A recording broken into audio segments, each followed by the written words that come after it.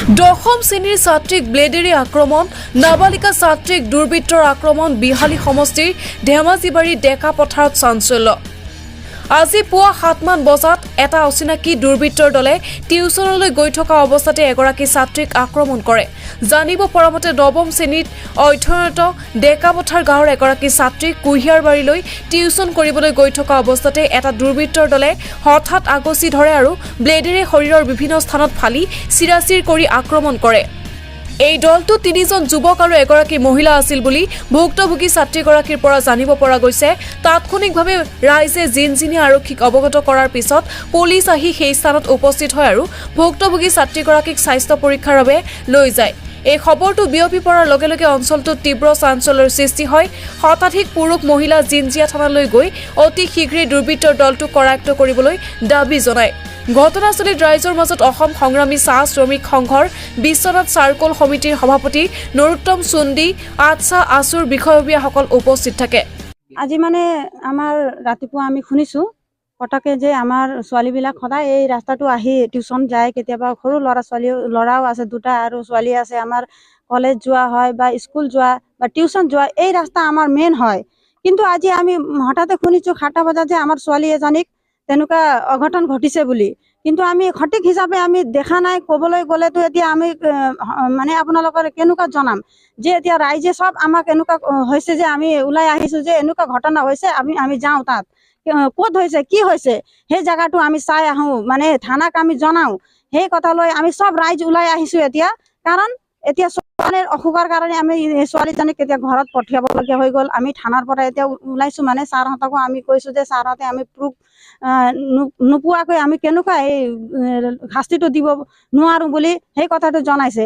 কাৰণ আমাৰ এতিয়া ছোৱালী অসুস্থ হৈ আছে, আমি ডক্টৰৰ তাতো লৈ গৈছোঁ এতিয়া অলপ খাবলৈ কাৰণে। তাই ৰাতিপুৱা ওলাইছে কি খাইছে কি নোখোৱাকৈ গৰীব দুখীয়া ল'ৰা ছোৱালী আৰু তেওঁলোকৰ মা দেউতা হাজিৰা কৰা, দিন ৰাত হাজিৰা কৰা মানুহ ছোৱালী হয়।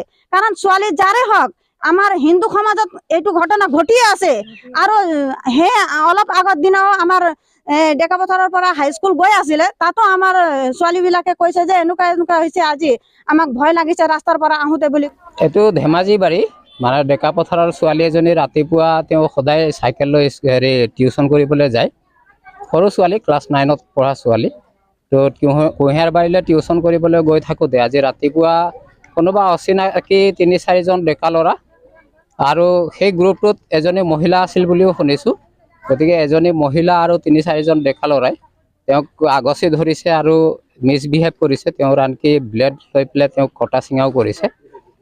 গতিকে এই ঘটনাটো এটা অতি জঘন্য ঘটনা আৰু আমি বিভিন্ন সময়ত আজি কিছুদিন ধৰি খুব শুনি আছোঁ গোটেই অসমত, গোটেই ভাৰতবৰ্ষত এই নাৰী নিৰ্যাতন বা ধৰ্ষণ হত্যা এই ঘটনাবিলাকৰ বাতৰি আহি আছে। আৰু আমাৰ এই অঞ্চলত নাছিলে, কিন্তু হঠাৎ আমি আজি এই ঘটনাটো শুনি পেলাই আমি আচৰিত হৈছোঁ। পোনপ্ৰথমে আমি এনে এক দুৰ্ভাগ্য ঘটনা আমাৰ অঞ্চলত হোৱাটো আমি গভীৰ দুখ প্ৰকাশ কৰিছোঁ। আমি ইতিমধ্যে খবৰ পোৱাৰ লগে লগে আমি জিনজিয়া আঞ্চলিক ছাত্ৰ সন্থাৰ এক সজাতি দলে আহি পৰ্যবেক্ষণ কৰিছোঁ, ৰাইজৰ লগত মত বিনিময় কৰিছোঁ। ইতিমধ্যে আমি গম পাইছোঁ যে ডেকাপথাৰৰ ছাত্ৰী এগৰাকীয়ে ধেমাজিবাৰী গাঁৱৰ যোনটো মেইন ৰাস্তা হৈ কুঁহিয়াৰবাৰী অঞ্চলত টিউচন পঢ়িব যোৱা অৱস্থাত আজি ৰাতিপুৱা সময়ত এক দুৰ্বৃত্তৰ দলে ছোৱালীজনীয়ে কোৱা মতে আমি ইতিমধ্যে গম পাইছোঁ এই লগতে এগৰাকী মহিলাও আছিলে, তেওঁ আক্ৰমণ কৰে। এই ঘটনাৰ লগত জড়িত মহিলা এগৰাকীও জড়িত আছে বুলি আমি ইতিমধ্যে গম পাইছোঁ। এই ক্ষেত্ৰত আমি বিষয়টো গভীৰভাৱে নিন্দা জনাইছোঁ আৰু লগতে গৃহ বিভাগ তথা প্ৰশাসনিক বিষয়ক আমি অনুৰোধ জনাওঁ যে উক্ত বিষয়টো অতি সোনকালে তদন্ত কৰি দোষীক কৰায়ত্ব কৰিব লাগে আৰু উচিত শাস্তি প্ৰদান কৰিব বুলি আমি আশাবাদী। বিহালীৰ পৰা বিমান দাসৰ সহযোগত সুৰেশ বৰাৰ ৰিপৰ্ট, সুহানা লাইভ।